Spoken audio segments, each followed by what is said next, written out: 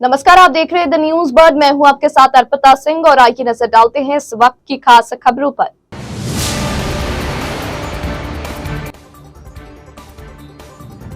जोधपुर में भी चंद्रयान लैंडिंग को लेकर उत्सुकता।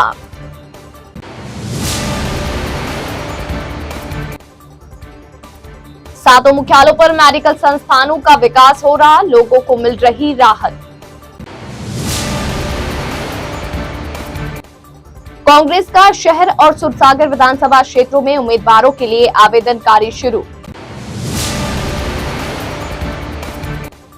विद्युत श्रमिकों की 2 टूक सरकार ने मांगे नहीं मानी तो बड़ा आंदोलन।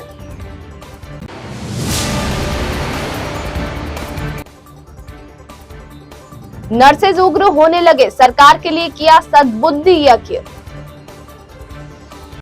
और अब खबरें विस्तार से। देश भर में चंद्रयान 3 की सफल लैंडिंग के लिए जो कामनाएं की गई थी वो पूर्ण हुई। वहीं कई आयोजन के साथ स्क्रीन पर लैंडिंग को भी लाइव दिखाया गया। जोधपुर में गांधी मैदान में स्क्रीन लगाकर लाइव टेलीकास्ट दिखाया गया। साथ ही घरों में लोग अपने अपने टीवी सेट पर आकर जम गए और कईयों ने मोबाइल पर ही इसका नजारा देखा और आनंद लिया। लोगों के दिलों की धड़कन भी चंद्रयान लैंडिंग के समय सुनी या महसूस की गई। इधर भाजपा की ओर से जूना खेड़ापति मंदिर में हवन पूजन का आयोजन भी किया गया था। भाजपा शहर जिला अध्यक्ष देवेंद्र सालिचा ने बताया कि चंद्रयान 3 की सफल लैंडिंग के लिए मंत्रोच्चारण के साथ यज्ञ और प्रार्थना का आयोजन भी हुआ। साथ ही लैंडिंग का लाइव स्क्रीन पर भी दिखाया गया और लैंडिंग के बाद मिठाई बांटकर व आतिशबाजी कर खुशियां मनाई गई।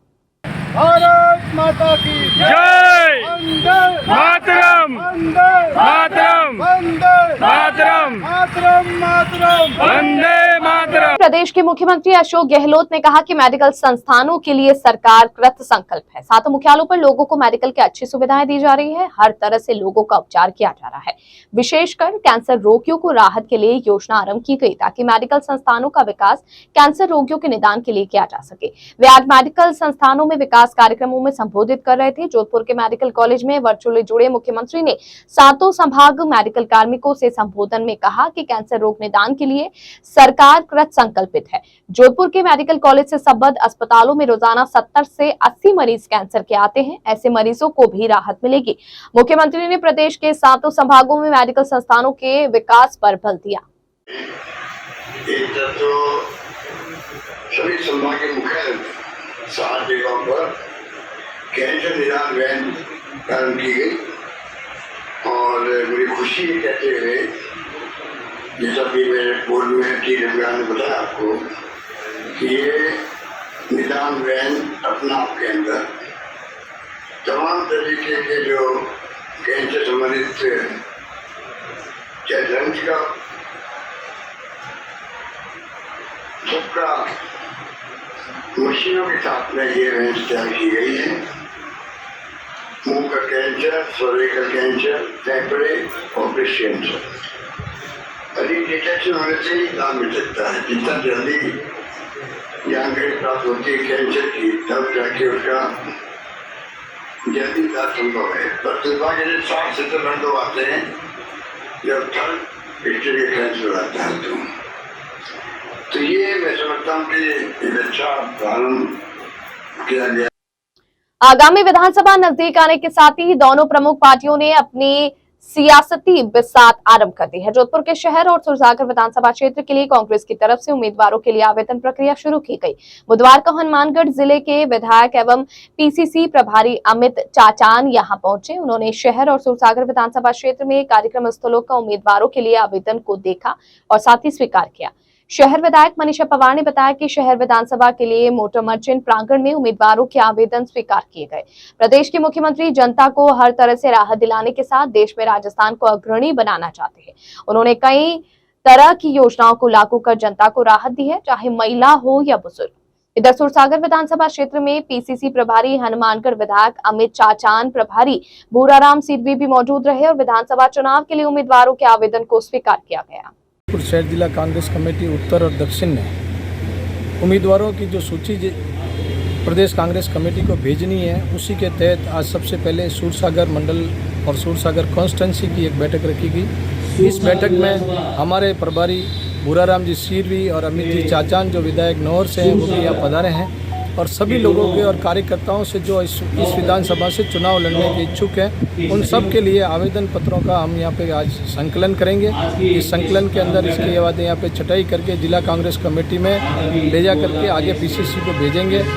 आज भारी संख्या में कार्यकर्ताओं में जोश और उत्साह देखने को मिला। यहाँ पे सभी लोग अपने आवेदन प्रस्तुत करने के लिए आए हैं। जितने भी आवेदन इकट्ठे होंगे उन्हें आज हम एकत्रित करेंगे। शहर के निकट नांदड़ा कल्ला गांव में पाली जिले के एक व्यक्ति और उसके साले के पुत्र को पिस्टल दिखाकर दो शख्स कार, मोबाइल और नकदी लूट कर ले गए। बदमाशों ने फालना में कार को किराया की और यहां पिस्टल दिखाकर लूट की वारदात को अंजाम दिया। पुलिस ने लुटेरों की तलाश शुरू कर दी है। आसपास लगे सीसीटीवी फुटेज में बदमाशों की पहचान के साथ तलाश की जा रही है। पीड़ित ने इस बारे में बनाट थाने में मामला दर्ज करवाया है। बनाट पुलिस ने बताया कि पाली जिले के फालना स्थित खुडाला का रहने वाला रमेश सरगरा पुत्र फूलाराम अपने साले के पुत्र के साथ कार टैक्सी चलाता है। यह लोग फालना से अपनी स्विफ्ट कार लेकर निकले थे। तब फालना में ही दो लोगों ने उनसे कार को किराया किया और जोधपुर लेकर चलने को कहा। इस पर उन्होंने कार में बिठा लिया। रमेश सरगरा और उसके साले का पुत्र यहां मंडोर जाने वाले रास्ते पर निकले, मगर उससे पहले नांदड़ा कल्ला गांव की सरहद में पहुंचने पर दोनों बदमाशों ने पिस्टल निकाल ली और उन्होंने डरा धमका कर कार को लूटने के साथ 2 मोबाइल और नकदी लेकर भाग छूटे। जोधपुर विद्युत वितरण निगम श्रमिक संघ की तरफ से बुधवार को अपनी मांगों को लेकर रैली निकाली गई। साथ ही डिस्कॉम मुख्यालय के बाहर प्रदर्शन कर विभिन्न मांगों का ज्ञापन सौंपा गया। कर्मचारियों ने चेतावनी दी कि यदि उनकी मांगों पर विचार नहीं किया गया तो वह आंदोलन को तेज करेंगे। धरना प्रदर्शन के साथ रैली को निकाला गया। संघ के महामंत्री सतीश राठौर ने बताया कि जोधपुर विद्युत वितरण निगम में कार्यरत श्रमिक पिछले लंबे समय से अपनी विभिन्न मांगों को लेकर आंदोलनरत है। इसी कड़ी में बुधवार को विद्युत श्रमिकों ने अपनी मांगों को लेकर शास्त्रीनगर स्थित डिस्कॉम के गेस्ट हाउस से रैली निकाली। रैली विभिन्न मार्गों से होते हुए डिस्कॉम मुख्यालय तक पहुंची। यहां विद्युत श्रमिकों ने अपनी लंबित मांगों को लेकर धरना प्रदर्शन किया। बाद में प्रबंध निदेशक के नाम एक ज्ञापन भी सौंपा गया। बिजली कर्मचारियों ने मांगे पूरा नहीं होने पर खुद को ठगा महसूस किया। सरकार को चेतावनी दी कि यदि उनकी मांगे नहीं मानी गई तो बड़ा आंदोलन किया जाएगा। इसका खामियाजा सरकार को भुगतना होगा।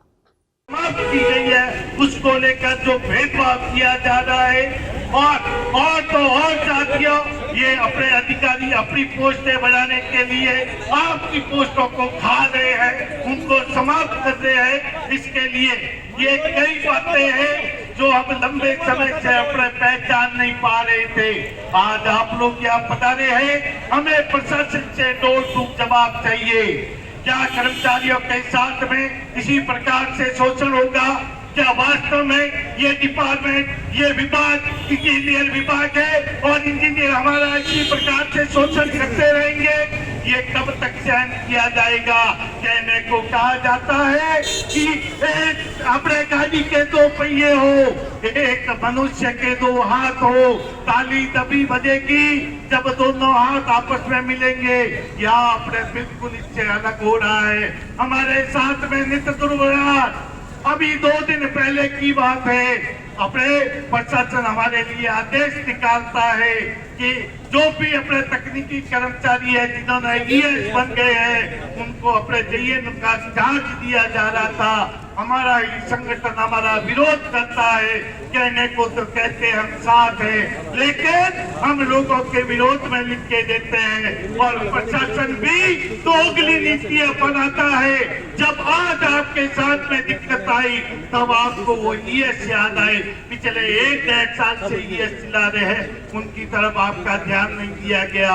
हमारे हेल्पर जो लंबे अरसे से काम कर रहे हैं, 1998 के लगे हुए हेल्पर आज भी हेल्पर है, वो कोई पदोन्नति नहीं मिल रही है। ये क्या चल रहा है? 1998 में जो जेईएन लगा था वो आज जेईएन बन गया, एक्शन बन गया और हमारा कर्मचारी वहां का वहां पड़ा है। सतीश राठौर, डिस्कॉम महामंत्री जोधपुर डिस्कॉम। आज ये जो हमने धरना प्रदर्शन किया एक दिवसीय, कहने को तो राजस्थान सरकार कह रही है कि ओल्ड पेंशन स्कीम देकर के हमने कर्मचारियों का बहुत बड़ा कांड किया है, लेकिन विद्युत विभाग का जो कर्मचारी है वो आज ठगा सा महसूस कर रहा है। और ऑफिस की जो एक चौथी घोषणा राजस्थान सरकार ने की है वो अभी तक धरातल के ऊपर विद्युत कर्मियों के लिए लागू नहीं हुई है, जिसके लिए हमारे बहुत बड़े बड़े आंदोलन चल रहे हैं। और उसको लेकर के हमने पदोन्नति को लेकर के, आरजी स्कीम को लेकर के आज जो राज्य सरकार अपनी पीठ थपथपा रही है, वो जो घोषणाएं, जो चौथी घोषणाएं हैं वो विद्युत के अंदर अभी लागू नहीं हुई है।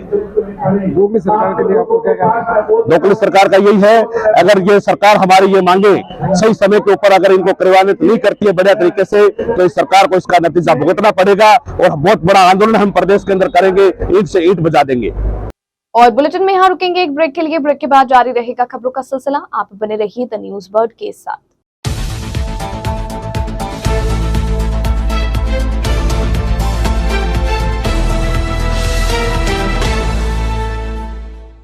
के बाद बुलेटिन में आपका स्वागत है। राजस्थान नर्सेज संयुक्त संघर्ष समिति जोधपुर द्वारा 11 सूत्रीय मांग पत्र को लेकर मथुरादास माथुर अस्पताल में दिया जा रहा धरना बुधवार को 37वें दिन भी जारी रहा।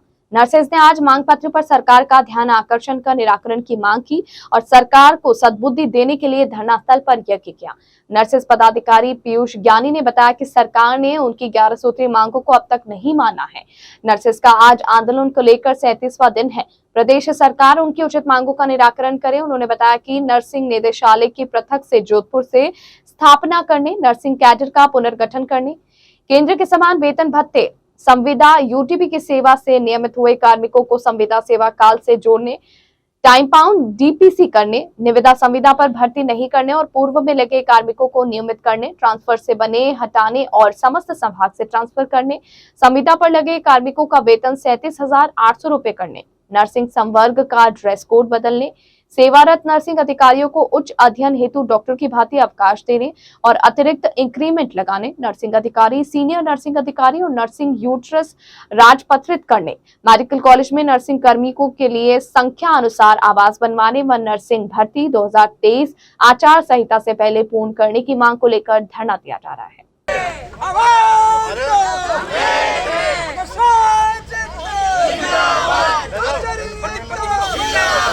नर्सेज की 11 सूत्री मांग पत्र को लेकर राजस्थान की नर्सेज द्वारा राजस्थान नर्सेज संघर्ष समिति के आह्वान पर पूरे राजस्थान में आंदोलन किया जा रहा है। आंदोलन की कड़ी के अंदर हम जोधपुर के अंदर भी राजस्थान की नर्सेज के साथ कंधे से कंधा मिलाते हुए आंदोलन में अपनी सक्रिय भूमिका निभा रहे हैं।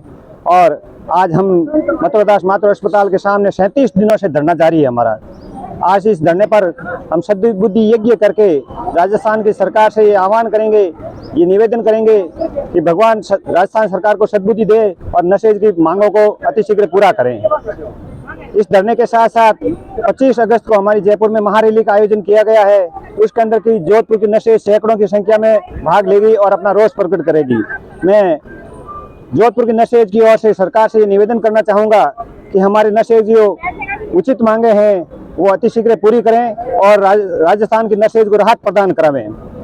यदि समय रहते सरकार ने हमारी मांग पूरी नहीं की गई तो हम अस्पतालों में सेवा करने वाली नर्सेज, आम नर्सेज सड़कों पर आने के लिए मजबूर हो जाएगी, जिसकी संपूर्ण जिम्मेवारी राजस्थान सरकार की होगी। और हमारी आंदोलन की वजह से किसी तरह का कोई जनता और आम मरीजों को परेशानी होती है तो इसकी एकमात्र जिम्मेवारी सरकार और प्रशासन की है। इसलिए अभी भी समय है कि हम हमारे आंदोलन को देखते हुए, हमारी जायज मांगों को देखते हुए सरकार हमारी मांगे अतिशीघ्र पूरी की जाए। मैं सीमा जोशी, एमडीएम हॉस्पिटल से उप संयोजक, राजस्थान संयुक्त नर्सेज संघर्ष समिति। हमारी मांगे हैं कि वेतन विसंगति को दूर करना। इन सब के लिए हमने आज 37वां दिन तक क्रमिक धरना लगा रखा है, जिसका आज 37वां दिन है। हम एक सद्बुद्धि यज्ञ कर रहे हैं कि सरकार को सद्बुद्धि आए कि हमारी जो मांगे हैं वो जल्दी से जल्दी पूरी करें। इसके लिए हम 25 अगस्त को जयपुर के लिए हम रैली निकालेंगे, महाविशाल रैली निकालेंगे, जिससे हम सरकार से अपनी मांगे को पूरा करा सकें। यदि सरकार यहाँ भी नहीं मानती है तो हमारा आगे का हड़ताल पर उतरने का हमारा प्लान है, जिसके लिए हम सरकार से निवेदन करते हैं कि यह हड़ताल का प्रॉब्लम जो है उसको बंद करें और हमारी जो संघर्ष समिति है जो ये रैली निकाल रही है उसी से ये मान जाएं। और ये इससे भी ज़्यादा अच्छा होगा कि वो 24 तक मान जाएं तो हम ये महारैली निकालनी ना पड़े और अपना अस्पताल सुचारू रूप से चल सके। जिला पश्चिम में एक महिला और उसके पति को सरकारी नौकरी का झांसा देकर उसके ही जिले के रहने वाले एक शख्स ने 6.5 लाख की ठगी कर ली। महिला को रेलवे अस्पताल में ज्वाइन का फर्जी सर्टिफिकेट थमा दिया। महिला ज्वाइन करने पहुंची तो धोखाधड़ी का पता लगा। महिला का यह भी आरोप है कि परिचित उसका यौनाचार भी करता था। घटना में शास्त्रीनगर थाने में मामला दर्ज हुआ, जिसकी जांच की जा रही है। पुलिस निरीक्षक प्रदीप डांगा ने बताया कि एक महिला की तरफ से रिपोर्ट दी गई। अदालत से भेजे इस्तिगासे पर प्रकरण दर्ज किया गया। इसमें बताया गया कि वह मूल रूप से जालोर की रहने वाली है, यहाँ शास्त्रीनगर हल्के में रहती है। उसके ही परिचित ने 5 लाख ले लिए थे। महिला को रेलवे अस्पताल में ज्वाइन का एक सर्टिफिकेट दे दिया। महिला का कहना है कि वह नौकरी लगने के लिए रेलवे अस्पताल गई तो पता लगा कि वहां ऐसा कोई सर्टिफिकेट जारी नहीं किया गया, यह तो फर्जी है। महिला का आरोप है कि बालका राम ने न सिर्फ नौकरी के नाम पर ठगी की, बल्कि उसके साथ दुष्कर्म भी किया। शहर में बुधवार की सुबह केंद्रीय विद्यालय संख्या 1 एयरफोर्स के नजदीक ट्रांसफार्मर में आग लग गई। धुआं उठते देख नगर निगम की दमकल को बुलाया गया। शास्त्रीनगर से दमकल लेकर पहुंचे फायरमैन ने आग पर काबू पाया। इसमें कोई जानमाल का नुकसान नहीं हुआ। शास्त्रीनगर फायर स्टेशन प्रभारी प्रशांत सिंह के अनुसार आग की सूचना पर एक गाड़ी को भेजा गया। धुआं उठते देख गाड़ी के लिए कॉल आया था, जिस पर गाड़ी वहां पहुंची। शॉर्ट सर्किट से ट्रांसफार्मर में आग पकड़ ली थी, जिसे कुछ देर बाद बुझा दिया गया। रेलवे ने रणथंभौर एक्सप्रेस को भगत की कोठी स्टेशन से संचालित करने की अवधि 1 माह और बढ़ा दी है। गाड़ी संख्या 124665 इंदौर जोधपुर रणथंभौर सुपरफास्ट एक्सप्रेस को पिछले माह 30 दिनों तक उपनगरीय भगत की कोठी रेलवे स्टेशन तक अस्थायी विस्तार दिया गया था। परिचालनिक कारणों से इस विस्तार अवधि को 1 माह और बढ़ाया जा रहा है। इससे पहले ट्रेन का 31 जुलाई से 29 अगस्त तक भगत की कोठी रेलवे स्टेशन तक अस्थायी तौर पर विस्तार किया गया था। अब यह 30 सितंबर तक भगत की कोठी से संचालित होगी। इस ट्रेन के मौजूदा ठहराव व संचालन समय में कोई बदलाव नहीं किया गया। ट्रेन अस्थायी विस्तार के बाद भगत की कोठी से प्रतिदिन सुबह 4:40 पर रवाना होकर 4:50 पर जोधपुर मुख्य स्टेशन पहुंचेगी और 5 बजे इंदौर के लिए रवाना होगी। वापसी में गाड़ी संख्या 12465 रात 10 बजे जोधपुर व 10:20 पर भगत की कोठी रेलवे स्टेशन पहुंच जाएगी। सीकर जिले के लक्ष्मणगढ़ अस्पताल में राजस्थान नर्सेज यूनियन संयुक्त संघर्ष समिति के बैनर तले लक्ष्मणगढ़ जिला अस्पताल के नर्सिंग कार्मिकों द्वारा 2 घंटे का कार्य बहिष्कार बुधवार को भी जारी रहा। संघर्ष समिति के रामलाल महला ने बताया कि राजस्थान संयुक्त संघर्ष समिति के बैनर तले पिछले कई दिनों से धरना प्रदर्शन किया जा रहा है, मगर सरकार के कानों पर अभी तक कोई जूं नहीं रेंगी। प्रदेश सरकार द्वारा हमारी कोई सुनवाई नहीं की जा रही है। सरकार अगर चाहती है कि आमने सामने की लड़ाई हो तो नर्सेज यूनियन इसके लिए तैयार है और 25 अगस्त को जयपुर में पूरे राजस्थान के नर्सेज द्वारा धरना प्रदर्शन किया जाएगा एवं रैली निकाली जाएगी। इसके बाद भी अगर सरकार द्वारा हमारी सुनवाई नहीं की जाती है तो हम आमने सामने की लड़ाई लड़ने के लिए तैयार है, जिसकी पूरी जिम्मेदारी सरकार की होगी।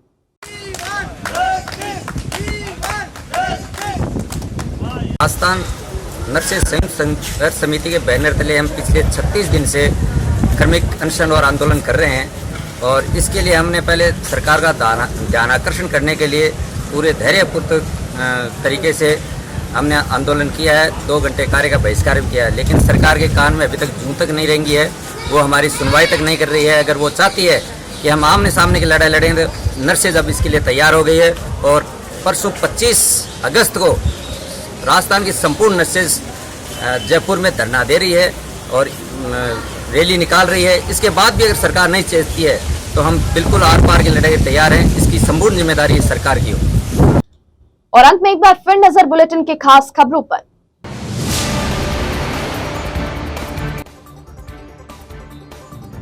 जोधपुर में भी चंद्रयान लैंडिंग को लेकर उत्सुकता।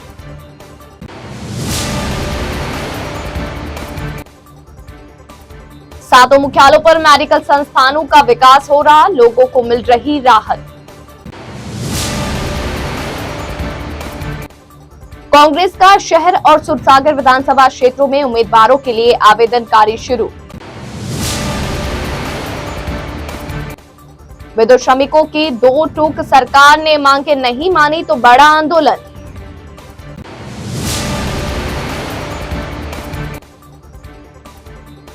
नर्सेज उग्र होने लगे, सरकार के लिए किया सद्बुद्धि यज्ञ। इस बुलेटिन में फिलहाल के लिए इतना ही और खबरों को जानने के लिए आप बने रहिए द न्यूज वर्ड के साथ। तब तक के लिए मुझे दीजिए इजाजत। नमस्कार।